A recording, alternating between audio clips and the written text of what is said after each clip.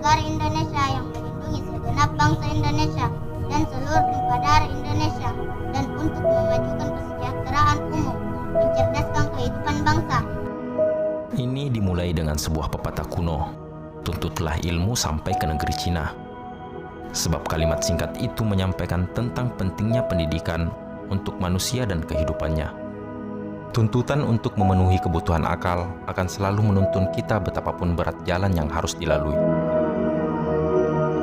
Inilah kisah kami, kisah tentang bagaimana kami mampu melampaui pepatah kuno itu dengan bangga dan riang gembira. Menempuh segala kesulitan demi pendidikan. Jarang kita mendengar anak-anak harus berjalan melewati pematang sawah atau menaiki sampan demi sampai ke sekolah. Kondisi memprihatinkan itu memang tidak asing di negeri ini. Kebanyakan dari mereka yang terjebak dalam kondisi itu berada di daerah terpencil atau tertinggal. Lalu, bagaimana dengan kami? Iya, pendidikan Indonesia tuh masalah transportasinya masih itu minim. Beda semangat loh. Nah itu salah satu semangat pendidikan Indonesia.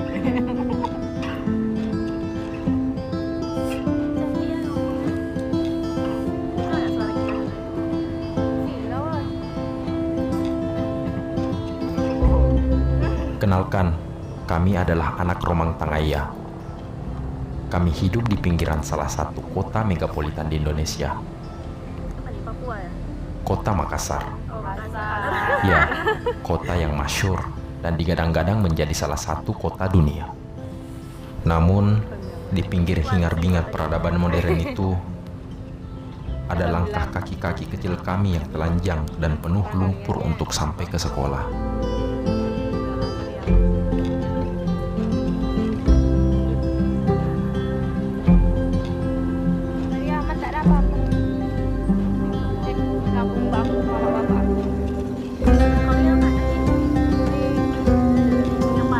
Biasa saya ditanya itu di kota, kalau saya pergi di kota, di mana kita tinggal Pak? Di kampung rumah tangganya, naik perahu. Apa itu? Kota Makassar itu. Dan ini masuk kota Makassar. Masih ada kota Makassar. Kalian tidak percaya ke sana? Saya pergi begitu. Kalau cerita masalah anak SD, itu yang paling saya kasihan itu mana sekolah di sini. Kalau biar Kerun tetap dia jalan kasihan. Dia tetap jalan kaki ke sekolahnya, baru dia lewati itu. Ada yang lumpur, ada yang tidak, tetap pasti ada lumpur biar musim kemarau dia. Ya walaupun mereka sulit. Tak ada rotan, akar pun jadi. Tak ada jalanan, sampan kami kendarai. Ya, sampan atau perahu tradisional adalah alat transportasi andalan kami untuk sampai ke sekolah.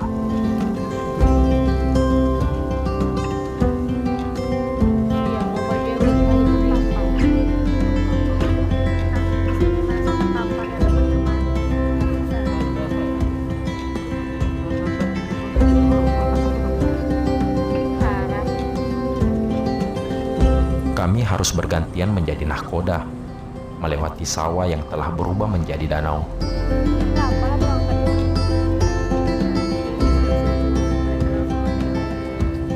Di sisi yang hanya berjarak beberapa meter, ada aliran sungai yang permukaannya telah rata dengan permukaan air sawah yang kami lalui.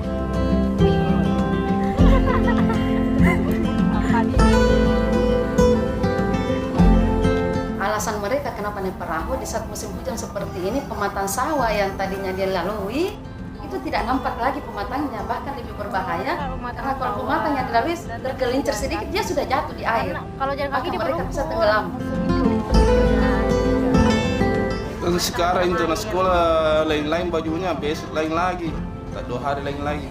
Cuma kalau bahasa bajunya itu, saya punya anak, saya anak sendiri ini yang baru kelas 2. Kalau bahasa bajunya, sampai di rumah dia mintakan disetrika supaya agak kering.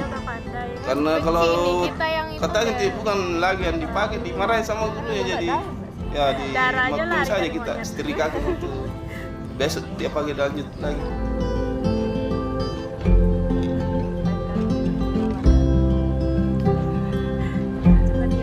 Bagi kami, musim hujan adalah mimpi buruk, sebab yang terpenting adalah menjaga agar seragam dan buku-buku tetap kering.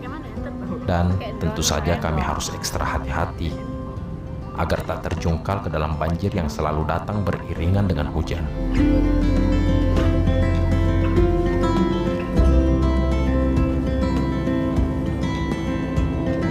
Anak-anak itu kalau datang dari sekolah, itu keluhannya capek, mendayung. Kedua, kalau kencang angin itu juga. Sementara di perjalanan mendayung, dan kencang angin. Ada juga yang pernah terbalik. Rambutnya itu yang paling beda. Apalagi kalau tidak pakai pelampung, saya takutkan itu masih kelas 2, 1 SD. Apalagi kalau kita menuju ke sana baru angin berarah ke sini, di setengah mati itu anak sekolah mendayung sampai di sekolahnya itu hujan lagi, basah lagi.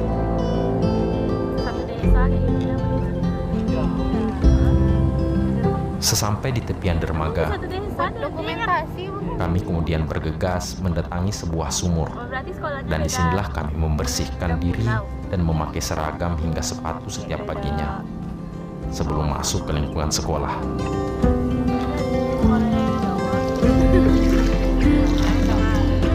Itu anak-anak dari orang lebih bersemangat dibanding anak yang ada di sini. Bayangkan itu kalau mereka berpikir ya, jangan datang. Tapi walaupun dikasih kebijakan, tetap mereka datang. Mereka tetap itu bersaing dengan anak-anak yang ada di sini. Bahkan dia itu lebih pintar kalau dibanding anak kita yang ada di sekitar sini. Pengibaran sang merah putih diiringi lagu kebangsaan Indonesia.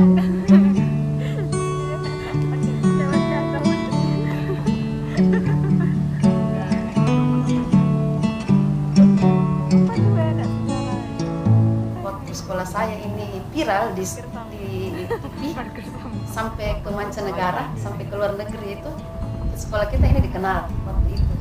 Iya, sekolah saya terkenal. Bahkan mulai subuh sudah diliput, mulai pokoknya seterusnya.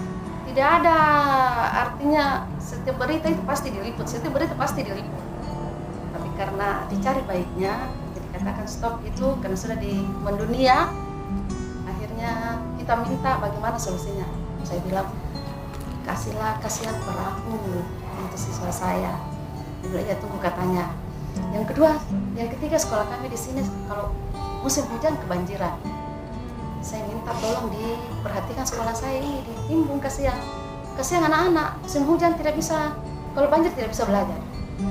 Ya, tapi kan Karena cuma 2-3 hari anak-anak itu tidak masuk belajar karena masuk di dalam sekolah airnya.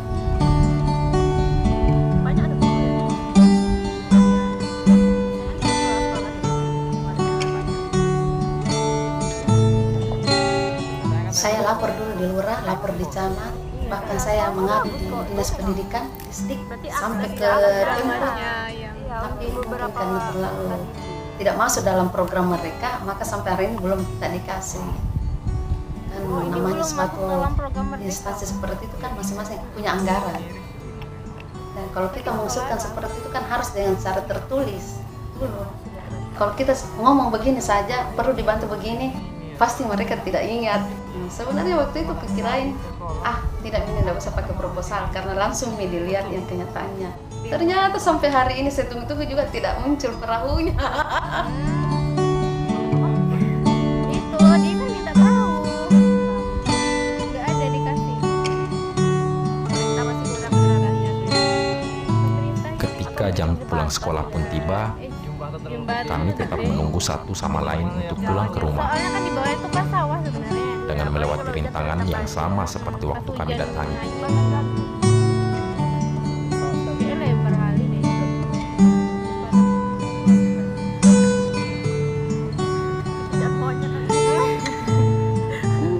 ada teman tak yang biasa tenggelam?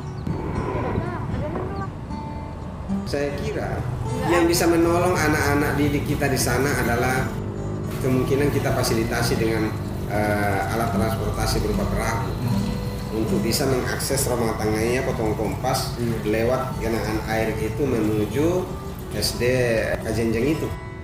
Nah, ini kira-kira yang ke depan kita bisa lakukan. Persoalannya adalah dinas ini tidak memiliki akun belanja pengadaan perahu. Nah, di sini problem. Sehingga kita perlu melalui sinergi lintas SKPD, di mana SKPD yang memungkinkan pengadaan perahu itu yang kita minta Bapeda untuk bisa mengalokasikan anggaran untuk fungsi transportasi anak-anak didik kita dari rumah tangganya menuju SDK Jenjeng. Karena kalau di dinas ini yang adakan nanti tidak akan ketemu, tidak akan ada kode akun belanja yang cocok untuk pengadaan perahu. Tapi rakyat di sana butuh. Nah, kita berharap PU juga bisa berpikir ambil bagian dalam hal ini, memikirkan infrastruktur jalan menuju rumah tangganya. Mungkin ya dengan cara kita buat jalan lagi akses menyusuri kanal lewat blok sebungkusan. Tetapi ini investasi besar karena harus dinaikkan. Karena kalau tidak juga akan tenggelam pada saat musim hujan. Biar BBM turun. Wah, cantik ya. Nampak dong. Di sini kan Dia cantik, orang tak ada nampak kalau lihat kan. Semoga saja Desa Romang Tangayat tidak membutuhkan 100 tahun lagi untuk mendapatkan kehidupan mereka yang lebih baik. Jadi apa yang di reaction tadi tak nampak. Perjuangan anak-anak bangsa demi mengejar ilmu dan cita-citanya. Berarti itu cukup dalam lah kalau belajar ya. Sampai harus ya, enggak lah, itu kayak itu yang nancap nggak sih? Nah, nancap. Berharap dapat hidup layak di negeri sendiri. Hidup Kalau di nggak dalam nggak tepi akan bisa itu jalan. yang tersisihkan, Besar ya terpendam. mengarungi ombak yang mana ya? Siapa kian tak bersahabat. Sabar, sabar, sabar, tapi entah sampai kapan. Berikan hak kami. Satu saja untuk kami di sini, sejalan yang paling utama di sini, supaya kami itu bisa juga menikmati artinya kemerdekaan. Hak Ini kami. tanda-tanda Indonesia belum merdeka nih. Sabar, sabar, sabar, Merdeka, tapi cuman entah sampai kapan. masih banyak nih Berikan yang akses ke hak sekolahnya masih kami. belum. Berikan hak kami. Satu aku nggak ngasih pendapat. Iya. Jadi kan dari video yang kami reaction tadi, permasalahan utamanya itu adalah transportasi siswa untuk ya akses transportasinya, yang dimana pada saat hujan, yang itu hujan deras dan banjir, itu sawahnya itu tergenang oleh air sehingga membentuk genangan air besar dan cukup dalam. Itu tidak adanya jadi siswanya itu harus menggunakan sampan untuk ke sekolahnya. Mungkin teman-teman lain ada yang mau nambahin gitu. Jadi hal tersebut membuat para siswa di daerah itu menjadi sulit untuk pergi ke sekolah akibat kurangnya transportasi di daerah tersebut. Tapi walaupun akses jalan menuju ke sekolah mereka minim, bisa dibilang mereka tuh sangat ambis atau sangat bersemangat untuk bersekolah. Iya, pemerintah kurang memberi atensi lah pada permasalahan ini. Bahkan tadi kan di video dibilang itu mereka sudah minta sama pemerintah minimal lah dibelikan sampan. Cuman pemerintah belum ini belum turun tangan. Ya padahal kan daerahnya itu udah cukup terekspos ya. Terekspos ya. Terekspos. Harusnya pemerintah lebih memperhatikan hal-hal seperti Nah, ini. yang sudah terekspos ini saja Tidak dipedulikan. tidak dipedulikan. Apalagi yang tidak terekspos. Bantuannya masih sedikit, masih kurang. Mau reaction Apalagi pada permasalahan transportasi pada daerah-daerah pelosok lain yang mungkin tidak terlalu terekspos gitu ya. Jadi videonya cukup bagus sih sebagai dokumenter permasalahan. Dan kami pikir ini cukup mewakili permasalahan pendidik, salah satu permasalahan pendidikan yang ada di Indonesia. Iya. Dan itu adalah reaction dari kelompok kami tentang permasalahan pendidikan yang ada di Indonesia, terutama pada video yang tadi kami tonton tentang permasalahan transportasi yang kurang memadai. Kami tutup, lebih kurangnya mohon maaf. Wabillahi taufiq wal hidayah. Wassalamualaikum warahmatullahi wabarakatuh. Yeay.